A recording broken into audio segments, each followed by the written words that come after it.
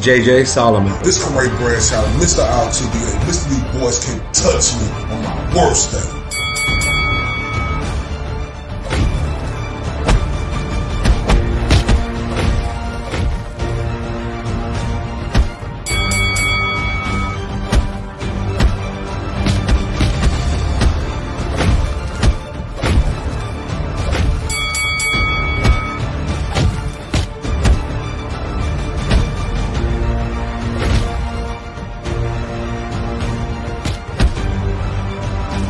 And this is the Spit Bucket Podcast.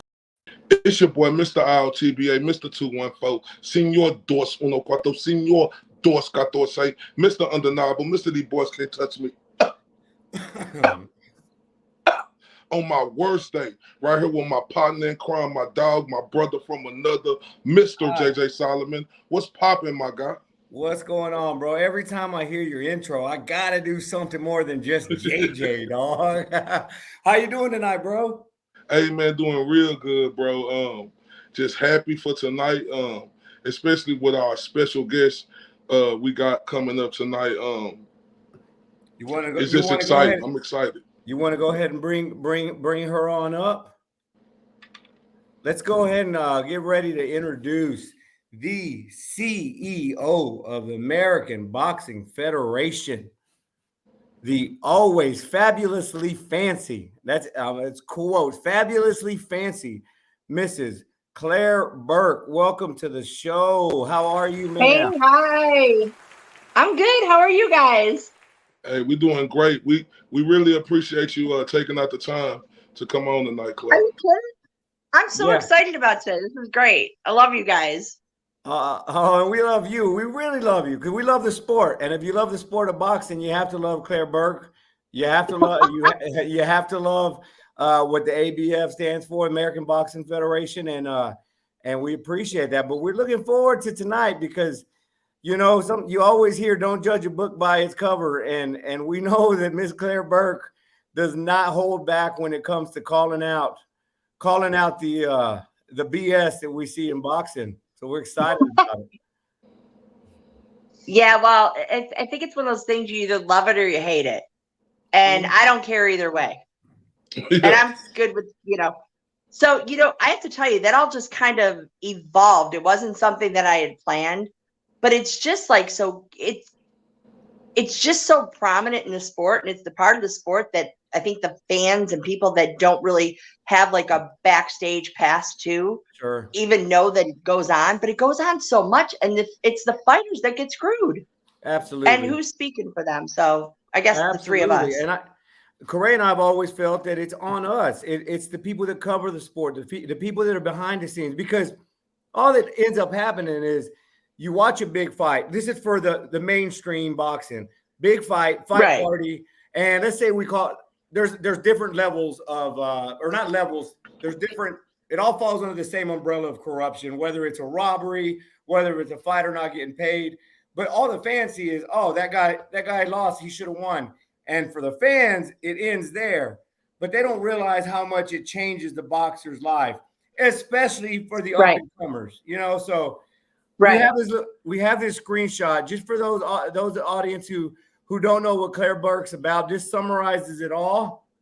This is a recent post. If I talk about the things in this business that make people running it uncomfortable, understand, and I'm going to do the clap. That was the point. And exactly. And we appreciate that. Exactly. You have to make people uncomfortable. You have to call out the BS. And from what we've seen from you, you do not hold back. And that's awesome. We got a couple things we want to talk about tonight. Okay. Sorry, my computer's kind of Corey. You can go, bro. So Clare, when you made that post, you don't care if it make people uncomfortable. Can you elaborate on that? Oh my goodness. Okay, well, all right. For example, the most recent issue that now let me explain. I don't just go looking for these things. So last week, for example, I got a couple texts from numbers I didn't recognize saying, hey, I was in this fight and I got your number from, Israel or someone like that. And I'm like, okay. And they're like, he said, maybe you can help me get paid. Now I can't make people pay. You know what I'm saying? I mean, I'm just one small little voice in a small little corner of boxing, but I can maybe get a couple thousand people to go, hey, what do you mean they, Teresa Tapia didn't pay people? I mean, that whole thing is completely wild, but then the different things that started coming up from that. I mean, everyone from the fighters to people that I've never heard of to people you wouldn't even believe were involved to, okay, I'm going to call out Triller on this. Triller contacted somebody and had them contact me and ask me to take down the post. Wow. Well, all that did was make me more curious. So why is Triller so worried about this post? Wow. Right. So then I started looking into it. Well, there's like Joe Kelly from Kansas who has done this before. I don't know if you remember the fight that was the Sons of Legends in Vegas. Yep. So those guys didn't get paid. That was a Joe Kelly Triller thing. There was a thing in New York where Triller was involved. Remember a couple years ago when fighters didn't get paid. Sure. Then there was another one with Joe Kelly in, I believe it was Kansas. Joe Kelly and Triller in Kansas. Guys didn't get paid there. Now he did make it right, but it was 4 or 5 months later. And that should. So every one of us expects to get paid. That's what direct deposit is for, right? That's why direct deposit was such a big thing when it first came, because we work, we expect to get paid, and nobody works nobody works like boxers. I believe that with all my heart. Now, no, absolutely we do have a bit of the screenshot of your post where you're inducting Joe Kelly, Teresa Tapia, and Triller into your Hall of Shame. And it's a long post, so we're not going to dive too much into the entire. Right. But what I appreciate about this is that Teresa Tapia is the wife of a legend, right? Is she the wife of a legend? Right. And according to her, from what we read, is she was kind of playing victim a little bit maybe, but you still weren't afraid to hold back, regardless. You saw my eye roll, right? Yeah. So you weren't afraid to hold back, regardless of who Johnny Tapia was and what he means to the sport, and that's what we need more of. So, well, that angered me even more, though. She used to manage Johnny Tapia. Sure. And she used to call out Don King and say how Don King didn't treat him right and didn't pay him the way he was supposed to be paid. And I mean, we're talking way back, right? So now you have her. Look, this is my stance on it. I understand what happened. Triller contacted Teresa. I'll make it real short. Contacted Teresa Tapia. Teresa Tapia said, "Oh yeah, I'd love to do something with you. Let's collaborate on a show." So she thought, I don't know what she thought. Maybe she thought there was going to be TV money, and they promised to promote it. Then they introduced her to Joe Kelly. She had never heard of Joe Kelly, but that doesn't matter. She is the promoter of record. Whoops, sorry about that. Yeah. She's the licensed promoter. She's the one who signed her name on the bottom line when she sent fighters a contract, right? She's ultimately responsible. If she makes bad business choices and bad choices with people that don't do what they're supposed to do, can I swear on here? I don't give a shit. We always click on that. This is not made for kids. Yeah. Okay, got it. Yeah. So that shouldn't matter. Like, okay, I mean, I kind of get it, but she's been in this business a long time, and I mean, there's nothing. I don't think promoters should be allowed to rent their licenses out or loan their licenses out. No one should be allowed to promote, and technically they're not, right? So she's responsible. But this whole thing where she's saying, poor me, I got taken advantage of, and he didn't do what he said he was going to do. That doesn't matter, because the only one that promised to pay the fighters was her signature, Teresa Tapia. Mm-hmm. I don't care what anyone else did. I don't care that there were only 300 people in the entire arena. That means she didn't do her job. Absolutely. So she didn't even promote the show. So therefore, is she just an event planner? If that's it, go do birthday parties and bar mitzvahs and leave the fighters and people that want to promote friggin' fighters do their job. So that's the problem. We got a bunch of event planners that think they're going to promote, but they're not promoting shit. That's how I feel about it. But that's it. I agree. That's it. Yeah, I agree. But that's it. I agree 100%. Let me ask you this, Clare. Sorry, I went on a rant. No, I love it. That's what we have you on here for. That's a big responsibility, right?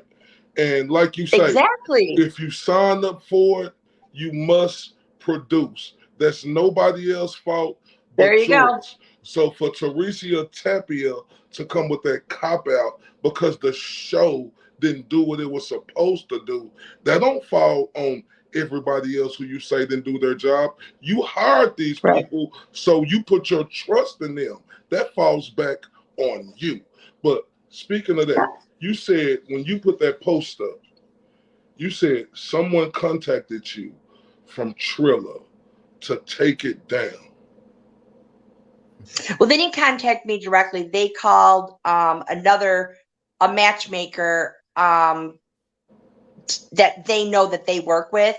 They called him and he said, "Hey, Claire, I talked to you." It was either Dave or Mike, one of the guys from Triller, and they would like you to take it down.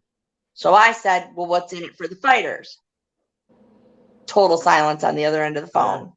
They go, "Well, what do you mean? What do you mean?" And then I think he said something like, "What, are you going to get all Detroit gangster on me?" I go, "It's nothing about being gangster. I'm asking what's in it for the fighters." I said, "And as Triller just wants me to take it down because I attached Joe Kelly and they're doing another show with Joe Kelly next week." I said, it's disgusting that Joe Kelly would do another show next week when he just was involved in something that didn't pay fighters last week and they own like $46,000. Wow. So how are these fighters going to get paid? I don't know. Do you know? I don't know if I haven't heard they canceled the show, but a lot of people that are involved in it said that contracts haven't gone out, airline tickets haven't been bought. Is that for this So weekend? I contacted everyone. Joe Kelly's going to hate me if he sees this, but I don't care. I contacted everyone that was on the card and said, "Hey, if you sold ticket money, I'd take my purse out of it and give them the rest. I would not hand over any money." Wow. But if they do, that's on them, but that's just my opinion. For sure. And it's a good one. And it's not like it's an unfounded opinion. You're right there in the front of these things and you get to see them. Now we see these things. First of all, I want to take a quick second because a lot of fans, a lot of people watching, again, they don't realize what goes into camp, right? They don't realize what a fighter has to go through. You're talking about because not everybody is Canelo Alvarez, not everybody's Errol Spence Jr. These guys are having to figure out how to make a living and work and still train. A lot of them have families, a lot of them are kids, and they're putting their life on hold for this stuff. They're putting their life at risk for this stuff, and they're not getting the money. I mean, this is what a lot of these fighters get into the business for to begin with. So I want people watching to realize that this isn't Clare Burke or Mr. IOTBA or JJ or the Spit Bucket just wanting to pick fights. These are people's lives. These are people's lives we're talking about, and somebody has to look out for them because again, it's not all the glamour that we see on TV. I keep pointing over there because I have a TV over there. Anyway, but I was going to ask you. We hear things like this happening a lot. Who would you place the blame on most of the time? Is it a consistent pattern? Is it most of the time the promoter, or who is it that's always responsible from what you've seen? I mean, it's a promoter, but I blame the commission. This would be so easy to fix. All the commissions have to do, if you want to do a show and you're a promoter, they have the contracts ahead of time, right? Mm-hmm. They have the contracts. They know how much the purses are. The promoter should have to, I don't care if it's 3 days before, 3 days before, 7 days before, whatever the commission comes up with, that money should have to be turned over to the commission. They put it in an escrow account, and then the commission writes the checks from that account. That way you know the money's there. And if you're a promoter and you can't afford to do it, and I know some people are going to say, well, what about the little guys who are promoting and they're waiting for ticket sales and they've got to wait for that? Well, I understand that, but that's not the way it should be done. No. Because if you're counting on ticket money to cover the purses for the fighters, that's really messed up. I mean, what if you people worked at Amazon and they were counting on 20 million people ordering a widget today in order for you to get paid on Friday? You'd say, F you, I'm not coming to work. Sell your damn widgets first and then give me a job. You know what I mean? Yeah. And that's what they're doing. If they're doing that, other promoters, shoot, there's guys out there that tell fighters, and it's consistent. I wish I could remember off the top of my head the names, but it's consistent where they'll tell fighters that they're having a show, And there's this one guy in Ohio. God, I wish I could remember his name right now, but it absolutely escapes me. And he consistently says he's going to do a show. He goes ahead.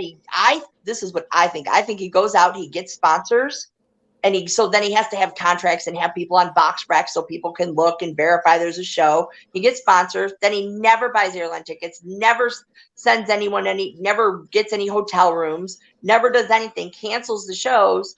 I think he just keeps the money, the sponsorship money, and moves on to the next city.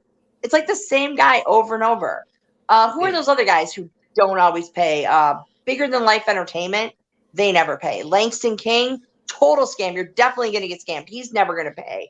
And I guess Joe Kelly and now Teresa Tapia. Wow. I guess for sure. Those four I know for sure. And I'll tell you what, so many people have come forward that are afraid to say anything to Teresa, to her face or come out public. But this is what I've been told. Now, I don't have proof of this. They said that every single show, there's someone that doesn't pay Teresa. Yeah. I mean, Teresa doesn't pay. So it's a pattern. So Joe Kelly, me personally, I think it was two hustlers that were going to try and hustle each other. And she was like, I don't care if I have more than that. He's on the hook. He said he's going to pay the purses. I don't care if there's only 300 people there. So she didn't do shit. And then Joe Kelly was like, I don't give a shit. I probably got $20,000 for Triller. I don't know who got that money. I really don't know. It could have been either one of them. But obviously he didn't care. And now his story is, I was only there because I had a fighter on the card. Tell me one damn person who puts a fighter on a card. You know what? I have my fighter fighting next week.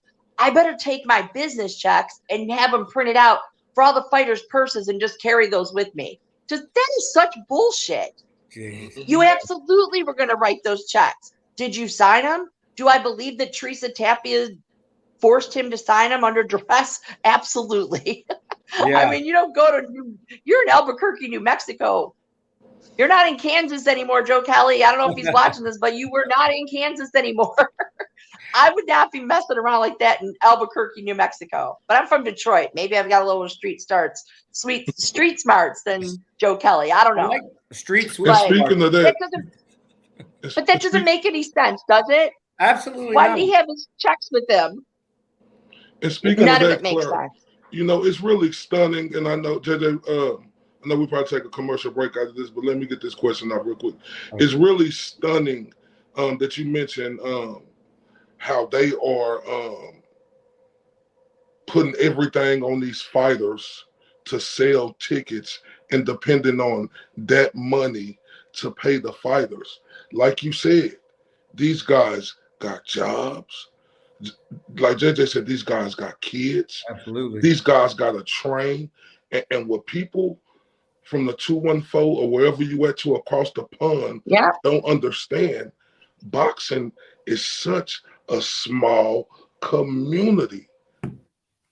That's terrible. That's what I'm saying. It's like the biggest small world you'll ever be in. Oh, you're absolutely right. It's huge, but everyone talks to everyone, and people are going to find out. Like I said, the fighters who called me, I've never had contact with before. I didn't know them. And people reach out, maybe because they know I'm going to be loud about it. Yeah, exactly. That guy next to you is the same way, Mr. IOTBA. And I don't know if you know what IOTBA stands for, but correct. I don't. It's I'm on that bullshit again. And I was there you go. I said, Clay, we have the perfect. Awesome. We have the perfect guest tonight because I want to be Miss IOTBA. There we go. Hey. That's awesome. When I seen that post, I say, that's awesome. When I seen her post, because I always see her post, but bro, I said, I love the way you address the bullshit. Yep, he sent me screenshots immediately, and I was like, yeah. I see it a lot. I see your post a lot, and it's. Somebody needs to do it. And I get worried. Just a couple weeks ago, we actually had Danny Bennett. She's fighting on this weekend fight card, the Triller fight card in Kansas City. And what I've noticed, if it happens, right? Is that the one Joe Kelly involved in, Jay? That's the card. Yeah, I'm pretty sure it's it. And here's what I noticed just these past 2 weeks. Danny has been going from city to city in the Midwest selling tickets 2 weeks before her fight. I feel from the outside looking in, she should be in camp. She should be getting ready because she's ranked number 6 already in the WBC. We The have promoters should promote their show. That's what I mean. He's not that's not being a promoter. That's being an event planner. Absolutely. Absolutely. And how in the hell, I appreciate what Danny's doing because, you know, we always hear, oh, this guy's not marketable. This guy's not selling tickets or whatever the case. She's taking it upon herself to go out and sell these tickets. But now she's a sweet, sweet girl. She's a humble girl. She's a hard worker. She's putting it all on the line. And now I'm worried for her because what happens? What happens if she didn't sell enough tickets while her promoter's supposed to be doing it? You know, it's a scary, scary world. And then for me, especially as you start to know these people, like they're not just people you see on TV or on the internet. It's hard to watch. It's hard to accept. And I'm grateful. We are grateful for people like you who are putting it out there. And hopefully more folks start to do it because if we want boxing to be around in 20, 30 years for generations to come, we have to take care of the up and comers. And that's what he and I are so passionate about. We put a lot of attention I mean, that's the whole thing. That's my whole reason. Right. I agree with you. I'm right there with you. I love you guys. I love what you guys do. Well, so I mean, I'm right there with you though. I mean, that's the thing. And, you know, people will say things like, you know, well, you were going to go to a commercial, so I don't want to go on another rant. Well, let's take a quick commercial break. And when we come back, because we do got some more things to discuss. Oh, we do. About. Okay. We most definitely do. All right. 60 seconds. Oh, God, you're going to put me in the hot seat. I'm prepared. We all have battles. We fight. We train. We work. We persevere. And we celebrate.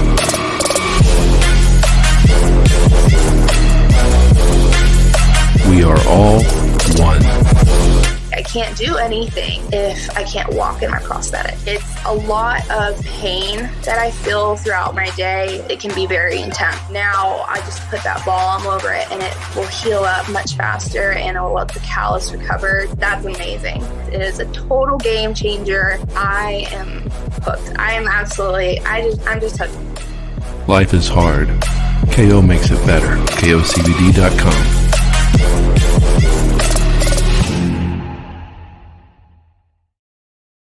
KOCBD.com, discount code TSB10. This is my little miracle jar.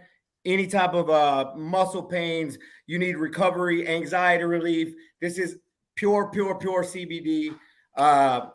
It's safe. You won't fail a drug test. Check it out, guys. I promise you. Shout out to our friends over at KO Therapeutics. They're doing big things, especially for the boxing world. So let's get back to it. I think you were about to make a comment about, I don't know if you wanted to continue, but we definitely have other stuff we wanted to touch on as well. No, you guys go ahead. I was probably going to go on another rant about someone. Go ahead. I'm good. We love the rants, though. We do love the rants. So our next thing Broner Williams. Is Broner versus Williams, right?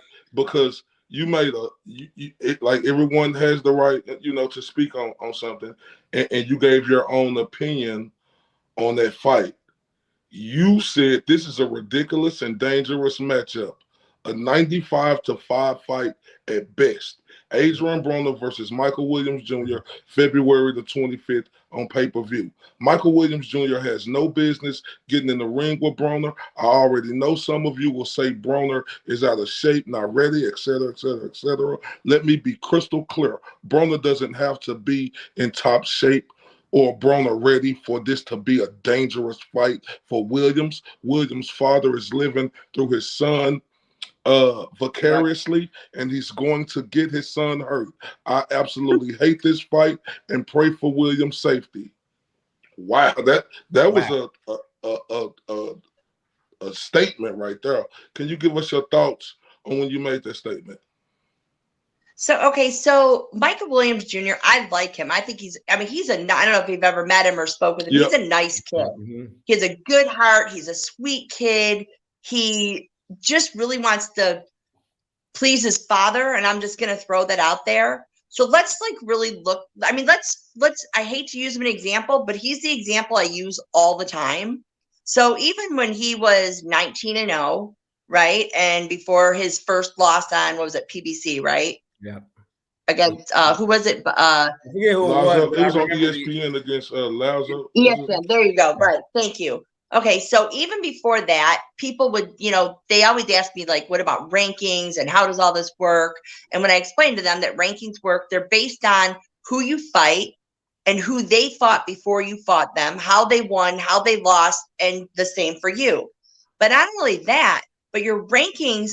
So once you fight somebody and you beat them, you want them to go on to win fights, because every time they win a fight, it affects your ranking as well. It's not just who they fought before you fought them. It's who they fought before and after you fought them. like a strength of schedule in college rankings or strength of schedule. Yeah.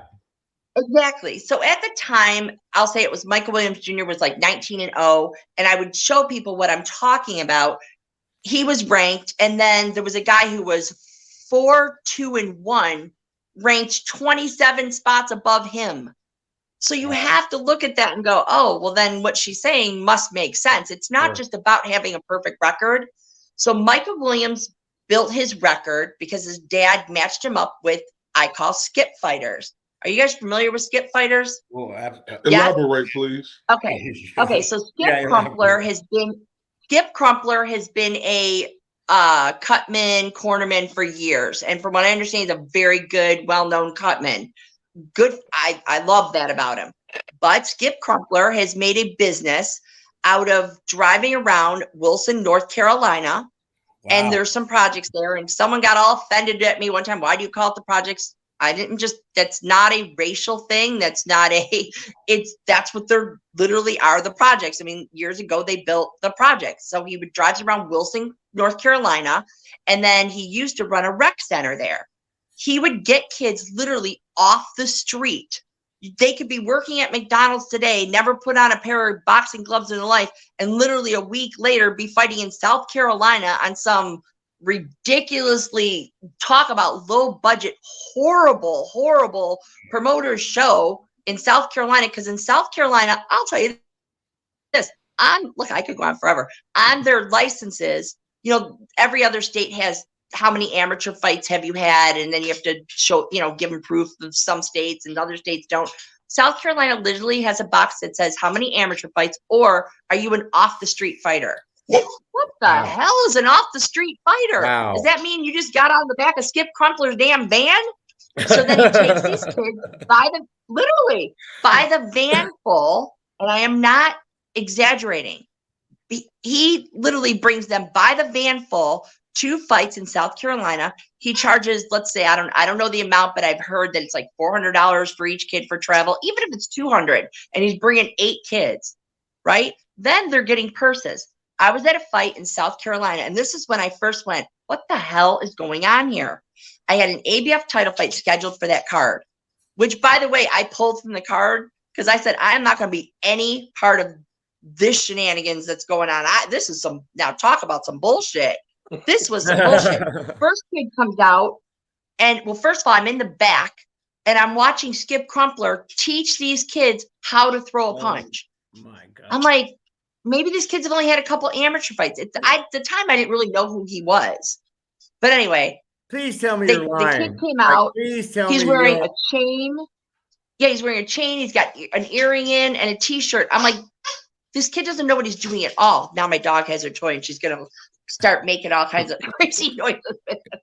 My dog, I swear, she's like, you've been on long enough. So anyway, so then that kid, the ref has to tell him, like, take off your shirt, take off the chain. So that kid comes out. The next kid comes out. I'm like, he's wearing the same shoes, and he can't get the bite in his mouth. And I'm going, that bite the mouth guard doesn't fit him. I go, oh my God, they're sharing a mouth guard. He brings these kids. So you get the point. I don't have to go all into it. The next kid comes out with Skip Crumpler, was so scared. Just as the bell rang, he pissed his pants in the corner. Claire, I feel like you're making this up. Please tell me you're being 100% serious. What? Keep I'm going. not making this up. Wow. I'm not exaggerating. I'm not saying he got scared. The kid literally pissed his pants. So as soon as the bell rang, at this point, and look, I'm not even supposed to be saying anything. I'm talking to the ref. I'm going, that's not even his mouthpiece. They're sharing a mouthpiece. The bell rings. The ref calls the fight. The promoter's all pissed off. He's like mad. He's like, what's going on? He goes, the kid doesn't have a proper mouthpiece. I can't let him fight. Now, whether that would have happened if I was there or not, I don't know. But definitely, I was like, he knows that I was watching. And I know the guy, so he's probably like, oh, shit, she's going to write some shit about this. Stop it. The next kid pisses his pants. I'm like, what is going on here? So then I had asked the commission. I said, hey, I said, I don't understand what's going on. They're like, well, there's Skip guys. Skip brings these guys. Anyway, I'll make a long story short. You get the whole idea, right? Sure. These are all the people that Michael Williams has fought. Now, I'm not just saying Skip fighters like Skip fighters. He literally has fought Skip fighters. So then I went on BoxRec when BoxRec was easier to manipulate and move around and figure stuff out. At one time, now I could have the numbers slightly wrong, but it's pretty spot on. Out of Wilson, North Carolina, from 2018 to 2022, there was like 57 debuts. They don't even have a damn boxing gym anywhere near Wilson, North Carolina, but that's okay. That's a lot of debuts, okay? Wow. Out of those 57 debuts, out of that time, their overall record, are you ready for this? 12 and 260, I think it was like 68 or something like that. That's terrible. That doesn't, so you know damn well, I'm not exaggerating what I'm saying. So actually, if you Google Skip Crumpler mismatches in boxing, there's an article I found written back in 2011. So Skip Crumpler's been doing this at least since 2011. Someone called him out on it. So my point is, that's who Michael Williams has fought. He hasn't built up any skills to do this. The kid can't defend himself. So to put him in there, it's just irresponsible by the commission, the matchmaker, and his father. And his father, did you see his father all over? We're ready, 300%. 300% isn't even a thing, you dumbass. I'm sorry, but I mean, come on. 300%. I'm sorry. I'm gonna. All right. See, now I forget we're on a podcast. No, you do your thing. We love it. We're here for it. God. We're here for it. So yeah. So I mean, and his dad thinks that I am so obsessed with his son and his team, and I'm just a hater. That is not true. What I hate is that his father is putting him in these situations that he's not ready for. Best case scenario, if that fight would have happened, is his son would have just been severely embarrassed. Wow. That was a no-win. You know what I'm saying? The kid doesn't have the skill. He's now, 20-1? Yeah. I mean, how do you build him up now? How do you go back now and say, well, now I'm going to get him the right fights? It's too late. He's already 20-1. You can't do it. That's it. Roy Jones. Whether Roy Jones really – what? No, yeah, we want to hear more about that. The Roy Jones. Okay, so even though Roy Jones, he's saying Roy Jones told the dad he didn't like the fight. That's not unusual for Roy Jones. I mean, all right, I'll just say it. Everyone he trains isn't great. I don't know if they're just not great or if he's not a great trainer. I have no idea. He has yet to prove to me that he's a great trainer. Roy Jones is one of my all-time top 10 favorite fighters. I love him. But Roy, stop trying to make everyone fight like you. There will never be another Roy Jones. Take that as a compliment, not anything negative. It's not going to happen. And all these fighters that I see him training, look at my dog. My dog's like, it's my special guest. Literally, no, I say that all the time about Roy Jones. Okay. We got a guest. We got a canine guest. Say that to your dog. Though. Yeah, that's the first dog we've ever had on the show. So yeah, don't just say hi, don't you? So she has no concept of personal space. On that Roy Jones. Sorry, I went on another rant. I have a theory on the Roy Jones thing. I had a follow-up question, and I still want to ask you, but my theory on Roy Jones, and I could be completely off, right? But obviously, Roy Jones was a special talent. You can't teach what Roy Jones had. But okay, do you guys remember? And Corey, we haven't even talked about this, but you remember when Roy was fighting, and at the peak of his career, in the corner, in between rounds, he wasn't even paying attention to his trainers. He was looking at the cameras. He was looking at the fans, waving, being silly, all that stuff.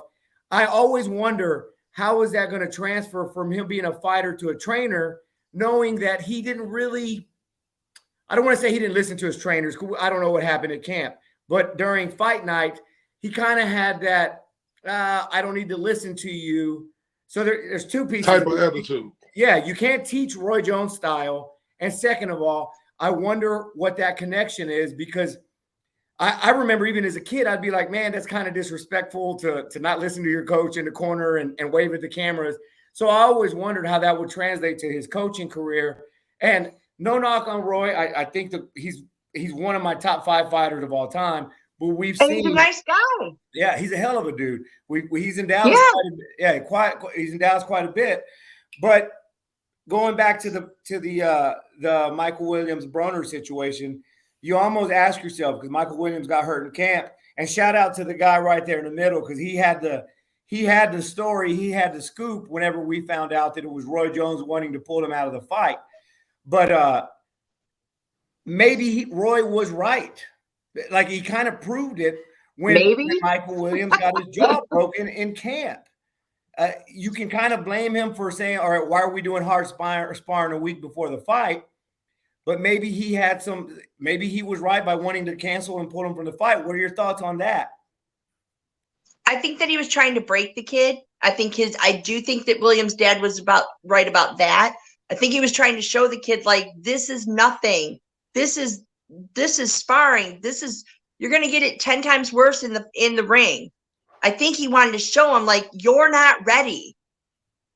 And the dad wouldn't listen. But Roy was 100% right. That kid's not ready. He shouldn't be in that ring. And it wasn't a matter of Roy. And then I really doubt Roy was going to be in the corner. Roy wasn't in the corner the last time. But I wonder, how much does Roy really, truly train these fighters? Roy doesn't live there. Yeah. Is he just doing camps with them? And then and then they're saying, oh, Roy Jones trains my son. How can he be there? He trains one kid out in Washington, right? Well, he was in Germany. And where did they live? He was in Germany the weekend before the fight was scheduled. So I wonder, like, how much does he really actually train these fighters? Like, I don't think he's their full-time trainer either. But that's, I don't know that. It just doesn't seem like logistically, how can he be everyone? Because who does he? There's that guy right out in Washington, that kid. I can't think of his name right now. He trains him. And then he's got Williams, and then that other kid. They're all in 3 different parts of the country. How's he training them every day? Yeah. The answer is he isn't. So I don't even know how much he really trains them. But he didn't need to be in that thing, right? That broken jaw might have saved that kid's life. That kid does not need to be in there with Broner. I don't even know if Broner needs to be there with anybody. But I mean, and someone said, well, Broner's not who he used to be. I said, Broner could be drunk and on cocaine and beat the crap out of Michael Williams Jr. Good chance he will be. Yeah, and speaking. But what do I know? I'm just a girl. Yeah, just a girl. Speaking to that, I agree with you 100%, Claire. I say this all the time. Yeah, Roy was an excellent fighter, but so what? We know that.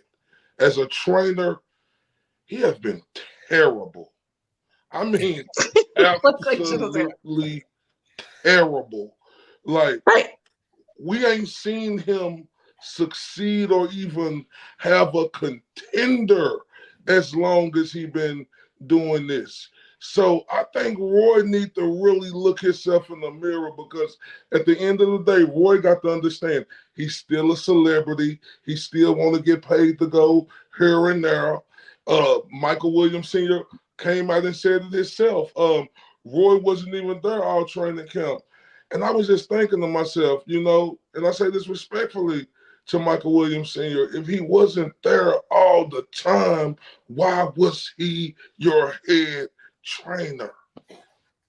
The name. It's all smoke and mirrors. It all looks good. Oh, my son's trained. And that brings you back to my point. I don't know how much he really trains any of these guys. is he really any of their full-time trainer? How is that possible? I don't know. It could be a marketing, a branding thing, but I'm with Clare. Like, yeah, you want to market and brand your son before the biggest fight of his life. At the same time, you want to put him in the best situation for the fight of his life. I remember when you posted that, and Michael Williams, Mike Sr. went on his rant, and I was kind of torn a little bit because like sometimes I feel, who are we to say this kid is not ready if he feels he's ready? So and you know, they understand the risk and all that. So it's not necessarily, I don't know where you draw the line at saying, okay, that guy's ready, this guy's not, you know, from a certain perspective. I did see that as a big mismatch, but I don't know how you can successfully or efficiently tell a dad or a coach your fighter's not ready. Like, where do we draw that line there? Like, is there a standard? Is there, obviously all we have to go off of is box rec, your amateur records, but what do you think needs to be happen in boxing for us to say, okay, bam, this guy's ready to be a pro? He's ready for these type of fights. I think we need commissions that are part of the boxing community.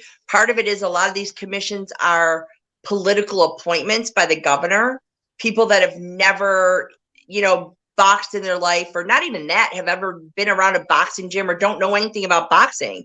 There's a lot of commissioners out there. Like I said, it's a political appointment. So that's part of the problem. But I think there has to be, matchmakers have to be responsible. I mean, there should be some kind of licensing or some kind of, I mean, there has to be some kind of standard set. Sure. Or shoot, common sense has to prevail. If you watch that kid fight, I mean, anyone could watch him fight, even if you don't know anything about boxing. Watch his last 3 fights, and you know he doesn't know, he's not that good. Could he have been better? Maybe, but he didn't. His dad was so worried about. I mean, come on, the kid was like 7-0, and Michael Williams just makes his own tennis shoe line. I mean, it's just, that's all so ridiculous. No one wants to buy his damn tennis shoes. You know what I'm saying? Like, you're laughing. He did. You know he did. That. What? You bought a pair, didn't you? Yeah, he's wearing. You're wearing them right now. You're wearing them right now. Show your shoes right now. He's wearing the new Michael Williams Jr. That's funny. And it's. And we're not. Listen, I'm laughing. Yeah, we're laughing at a joke. And No. Hey, well, look. While Clare's laughing, there has been situations like the one that stands out to me is like when Nevada pulled Jaime Munguia from the Triple G fight because they said he wasn't ready. I don't remember all the details that happened at that fight, but they said he wasn't ready for Triple G at 160, and it changed his life. He goes back down to 154 and he becomes a world champ. So, yeah, but JJ, it's a difference though. You can't, like, we just got to be honest. You know, Clare right. No, she is. I'm making a no. point. I'm saying that she is right. You know, you salute anybody who trying, you know, to do the best for their kids. You respect them as that. Absolutely. But like she say, you can't speak what your eyes can't see. If your eyes is telling you that, that's what it is. This ain't the sport of I don't want to hurt your feelings. This is a sport of letting the truth come to the power and the power come to the truth. Right. Why I'm worried about people's feelings though. Oh yeah. Marketing is everything. Marketing is everything. But the reason why I laughed at the comments she made, because she right. At 7-0, you make a shoe. Like, that's jumping out the waters a little bit too quick. We just got to be honest. This is this just telling the truth. Yeah. Right. And I'm not saying don't promote him, make t-shirts, things like that, but come on, his own tennis shoe, that doesn't even make any sense. That really doesn't. I mean, his dad just he wanted to make it look like it was something that it wasn't. He was taking like 500 steps forward from where he should have been, and where he should have been was nurturing his son, getting his son competitive fights that he thought he could win, but that he would learn something from as he went on. And he didn't. He just wanted to do all these South Carolina skip fighter fights in some crazy ass promoter show with people pissing in the damn corners and get him first round knockouts where the kid learned nothing, and the kid really thought he was great. And the kid might still think he's great, but I don't see it. Like, I don't see that fire in him. Test. We talk about the eyeball I just test. don't see it. Yeah.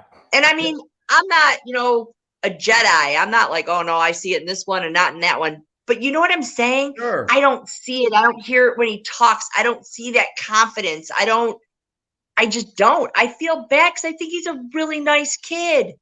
I was so happy and cheering him on from the background when he was going to retire from boxing and go into the police academy.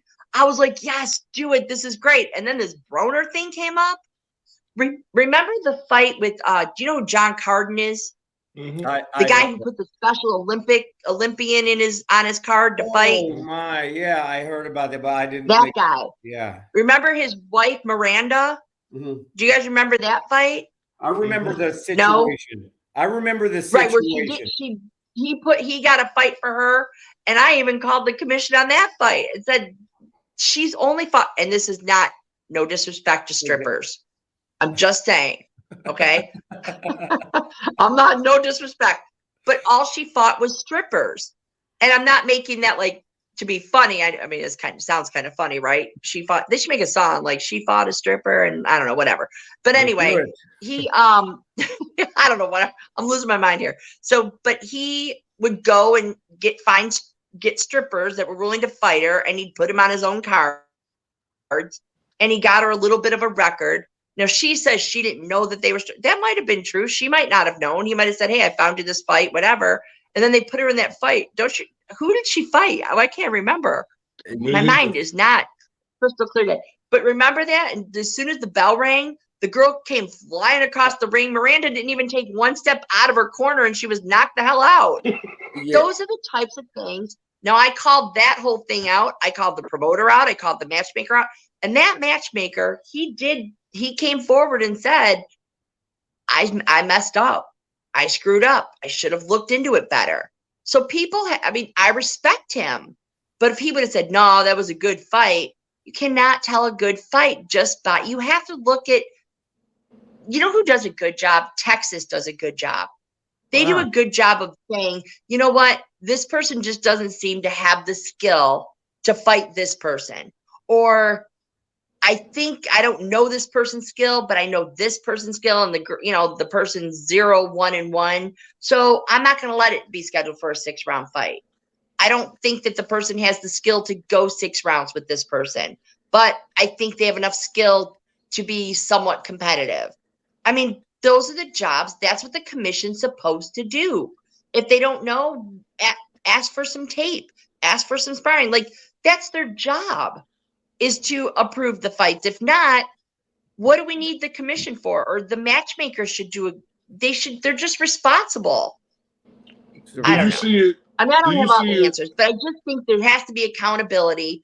And when people screw up because they're lazy, which most commissions are, they're lazy. They don't do their damn job. So fighters aren't getting paid. Fighters are allowed to fight people that are pissing in corners in South Carolina. I keep saying that, but I mean, that's ridiculous. And people all they see is like these big fights, and they see all the glamour of it, and they see all this. They don't see all this stuff. And I'm going to say this. Now, I mean, I call people out, but I do it because my heart aches for, look, I'll start. Now you guys got me almost crying. My heart aches for these fighters. My heart is so, I can't even explain. I sound like such a goofball right now. No. Yeah. I feel for these fighters.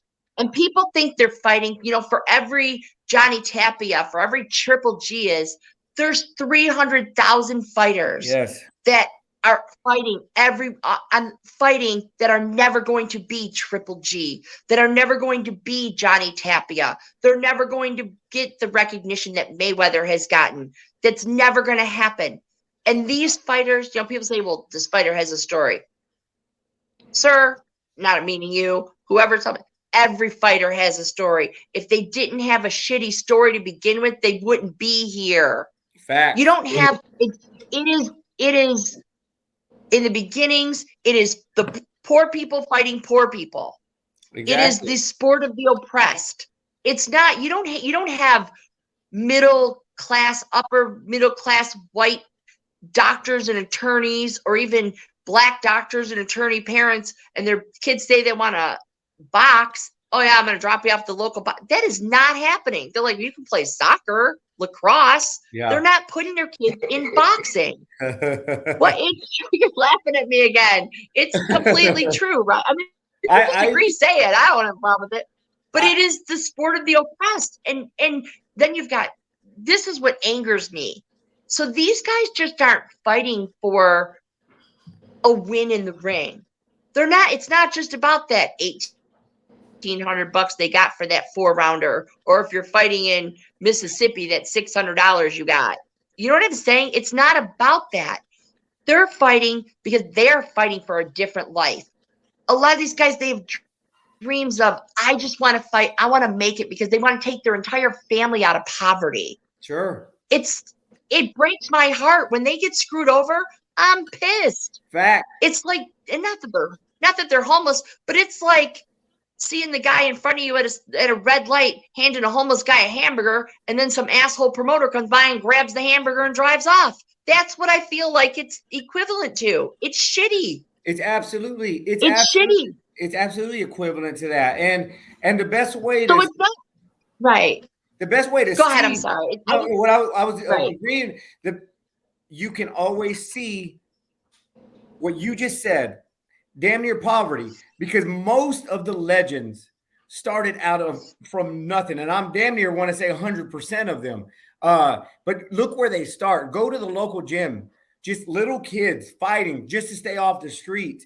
We had a guy on yesterday, one of the top amateurs in the country, Alex Hawley. And we asked him what his motivation was, and he had a really mature response. His mature response was, I'm fighting to get my family out. And he's only a 21-year-old kid. He's fighting so his kid doesn't have to fight one day. And that's what's different. That's what I'm saying. That's what's different about this sport. I say our sport. It's a sport I love. I grew up loving, and it breaks my heart. It breaks my heart when I see corruption, people not getting paid. It breaks my heart when I see people not robberies. I'm not saying close decisions. I'm saying robberies, because you don't realize what it does to the trajectory of your career, having that. Oh my God, right? It affects their money forever. It changes everything. Everything. I'm loving it. And you know what a lot of these promoters do, Claire? It be popular people in the city. It's not that they could fight. They just popular. And like you say, they find them somewhere and they could sell tickets. Yep. We see it down here in Dallas all the time. As a matter of fact, it was just somebody who had a hell of a record. Hell of a record. Like you say, South Carolina, what you call it? The skip fighters? Skip fighters. Yeah, skip fighters. Had a bunch of skip fighters on their record. You seen a person come down here who had like 6 fights compared to this person almost 20 and wiped them off the floor. Yeah. But the only reason why I love when that happens was in that position because they were a ticket seller. Right. It's terrible. Right. It's terrible. It is.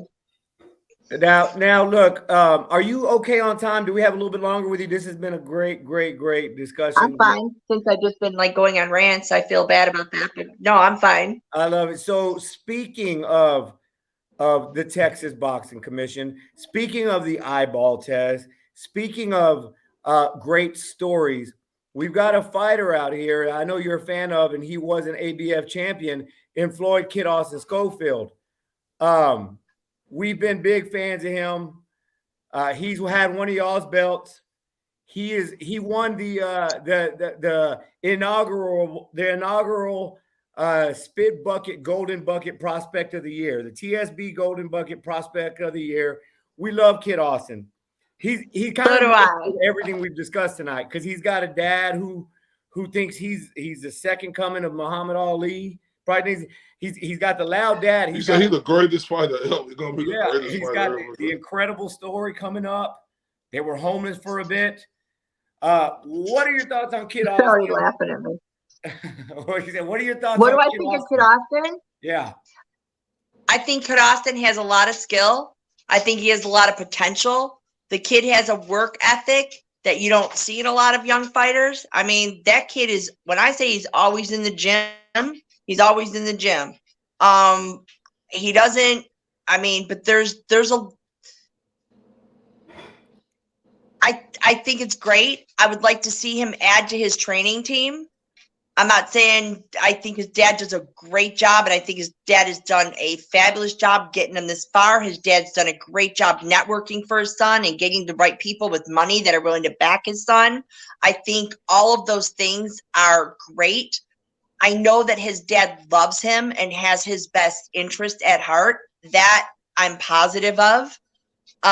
His dad and I have had some conversations just about little things.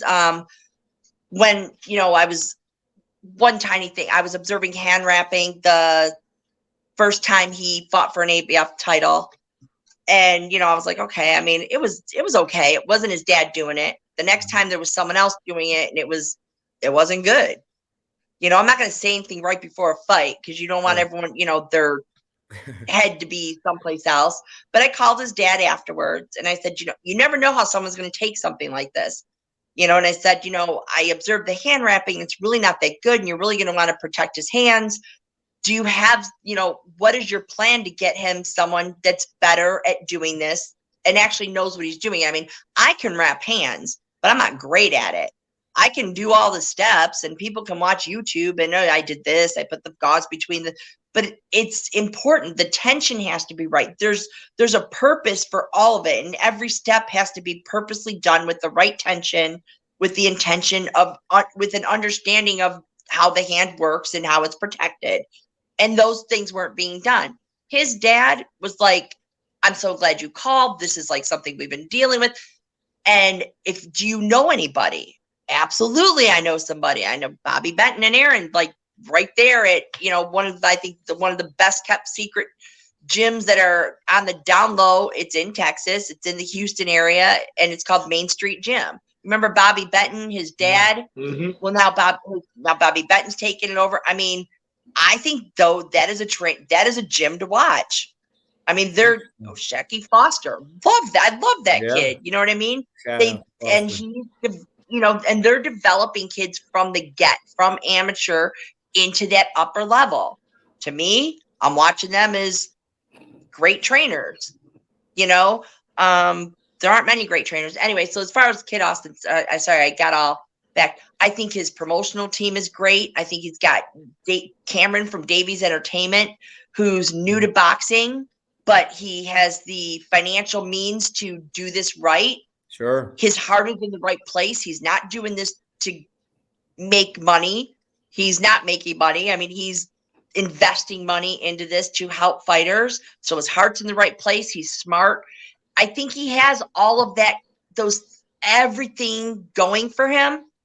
The only thing I would suggest that I'd like to see a little different is I would like them to add to the training team because I think there's some things I think he's ready to learn some skills for the next level that I don't know his current team is capable of teaching him. But I think he could be one of the great fighters. I just think he needs someone else in addition to his training team. And I mean, no disrespect for anyone because I think his dad is great. And I think he's doing the right things. It is nothing like the Williams situation where I say his dad shouldn't be any part of it. This is completely different. And I love them with all of my heart. I'm rooting for them. I'm probably rooting for them harder than they're rooting for themselves and they don't even know it. I absolutely love them as a team. What do you guys think about him? No. We love Kid Austin. And I think that you made a hell of a assessment because you see he got it there. but you can see it's certain intangibles that could make him way better than what he is. And Right. with his, I think he's great for the level he's at. I think he could be exceptional with some tweaks to his training. You got Ronnie Is that what Shields you were in his saying? corner now. I mean, Ronnie Shields is a hell of an upgrade and a hell of an addition to the team, and I feel like we've seen some improvements. But no, I want to see Ronnie Shields, his next fight, head in the corner, in the ring with them, and I want to see Kid Austin listening to what Ronnie Shields tells him, what adjustments he tells him to do. Not that I don't like his dad. Not that I think his dad can't do it. Like I said, I think his dad has done an exceptional job. I just think I want to see what he tells him. I'm not 100. I think that some of the corner instruction could have been more detailed in his last fight. I agree. Corey, I didn't mean to interrupt you, dog. Yeah, I didn't mean to Don't get mad at me about that. oh no. I agree 100%. That's a great assessment. No, we run a little short on time, but we also wanted to talk about 40 her 40 truths, absolute truths of boxing. Is that you? Did you come up with that? Yeah. Oh my God, that's been so long, right? Can you speak You on guys that? really did your research.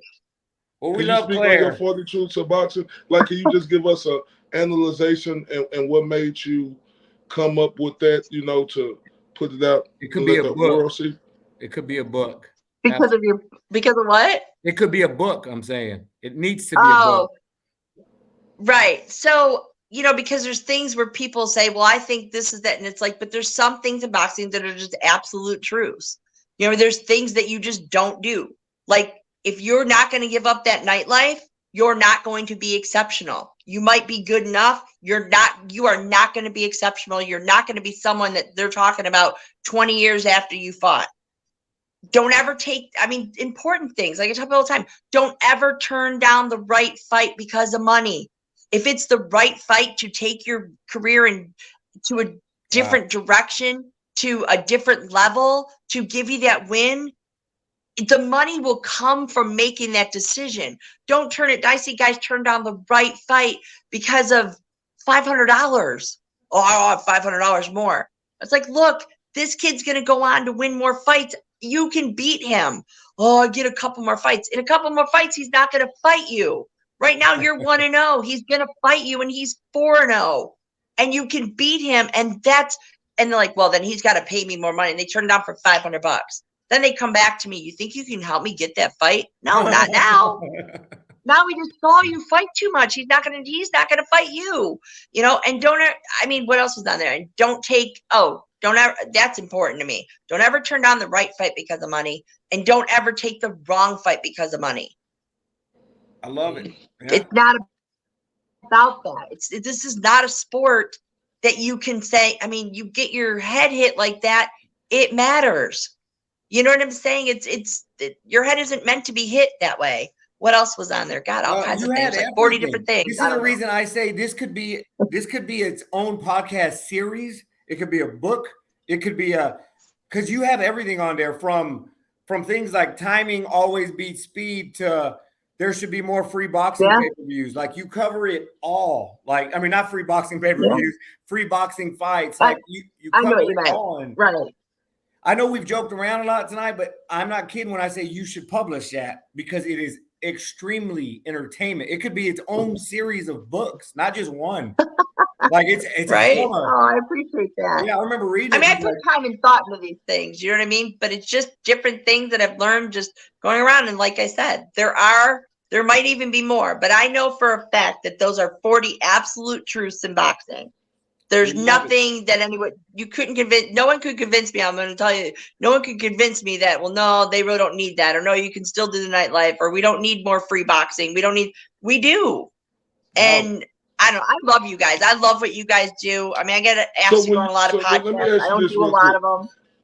We appreciate that. We really appreciate that. You don't turn down the fight for money, and you don't turn down the wrong fight. You had two different separate ones. So never. Yeah, right.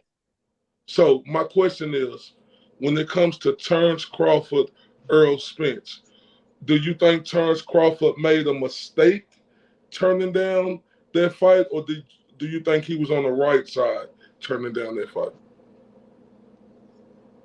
I think he made a mistake turning down that fight, and I think to make it about money was a mistake.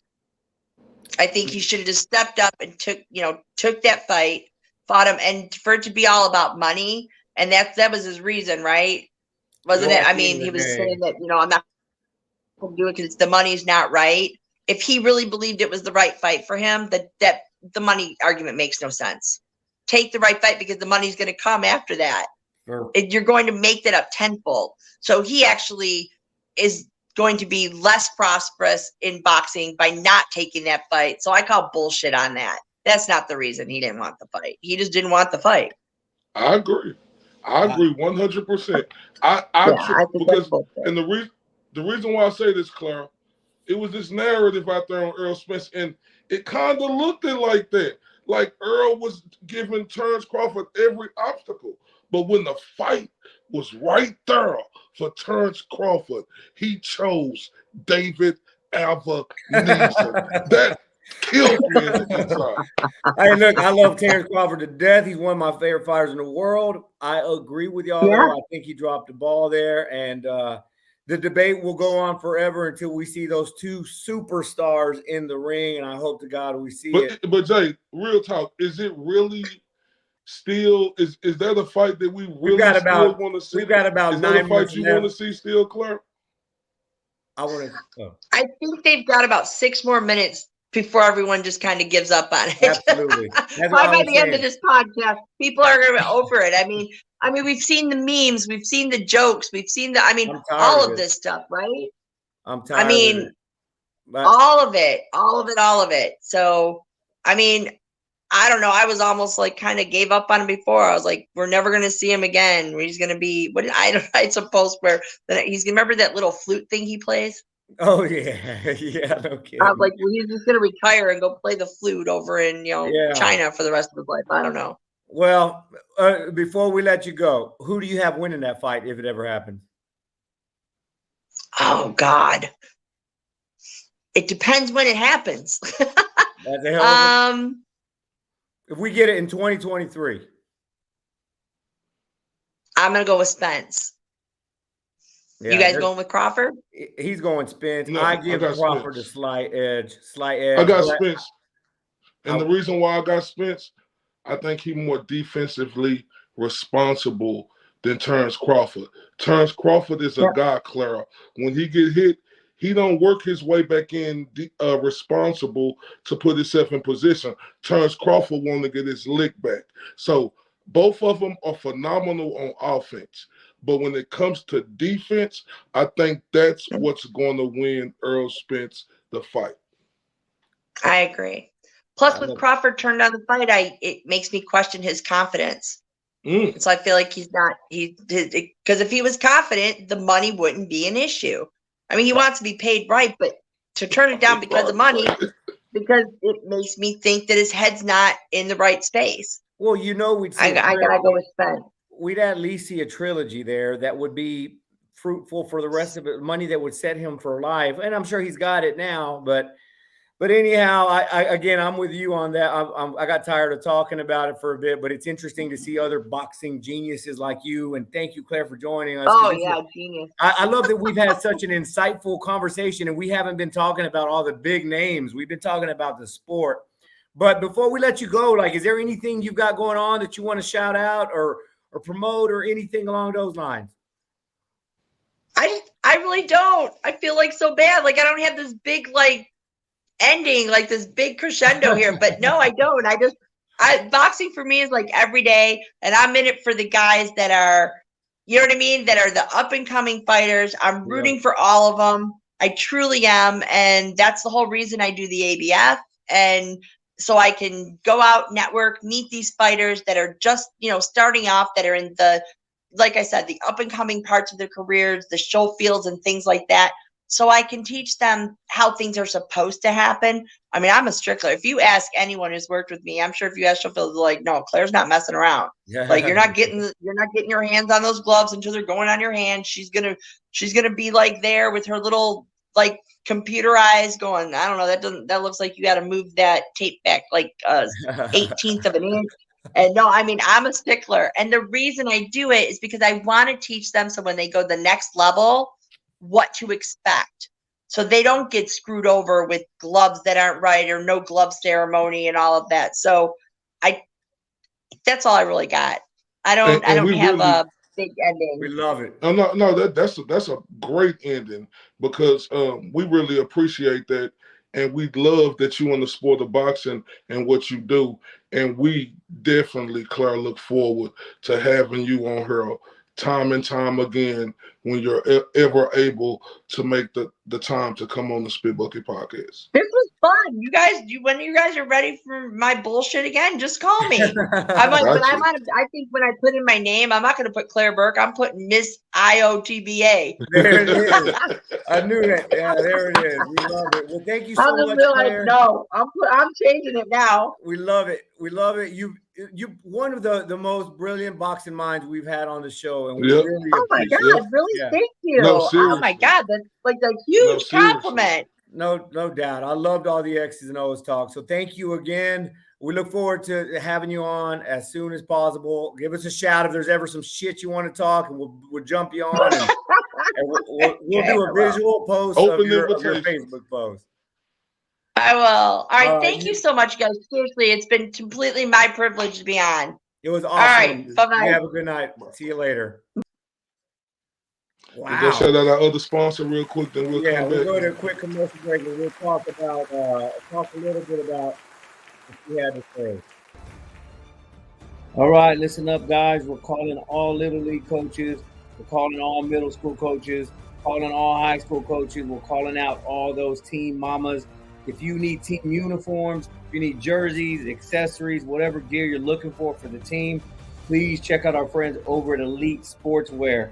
These guys do it all, and they do it great. So if you're needing a brand new look for the younger athletes, for the teams, do me a favor, trust us with Elite Sportswear.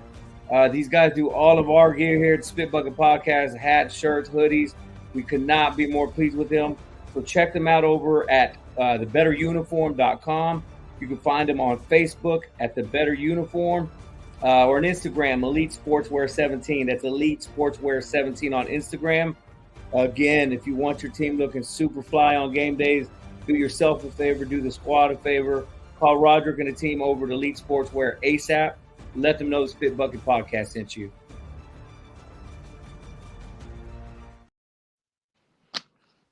Shout out to the homies at Elite Sportswear.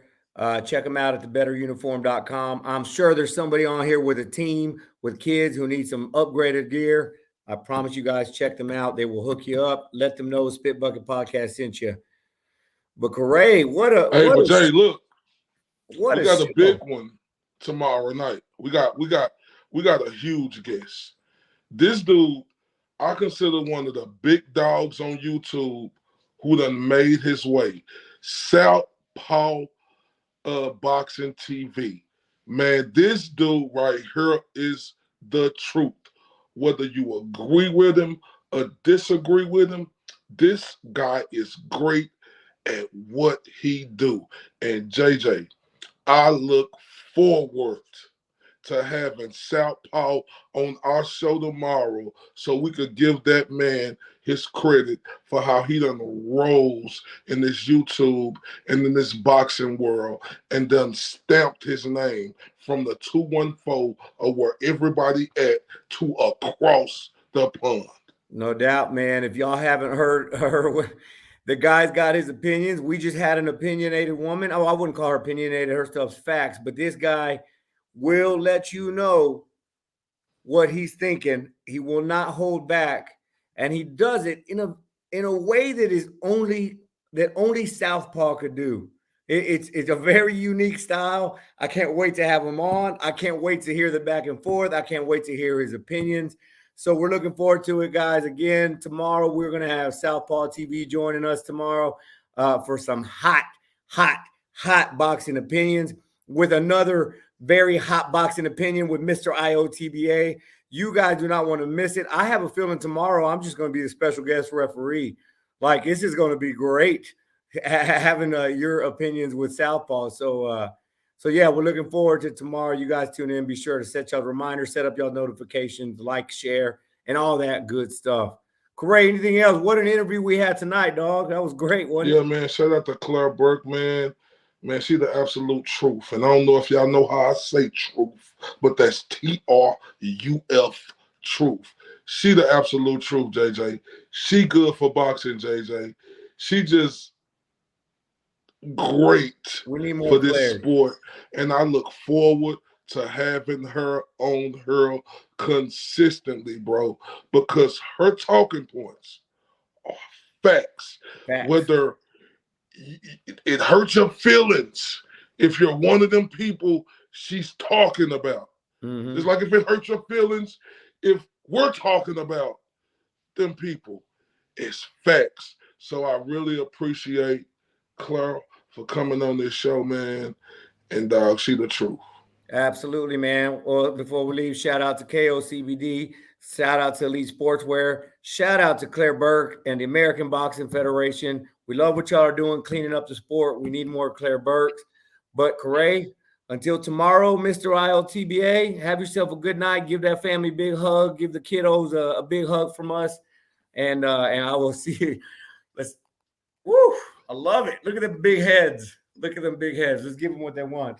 Oh, sorry, I'm looking the wrong way. All right, brother. You have a good night, man. I'll talk to you later. This is JJ Solomon. This Corey Bradshaw, Mr. ILTBA. Mr. These boys can't touch me on my worst day.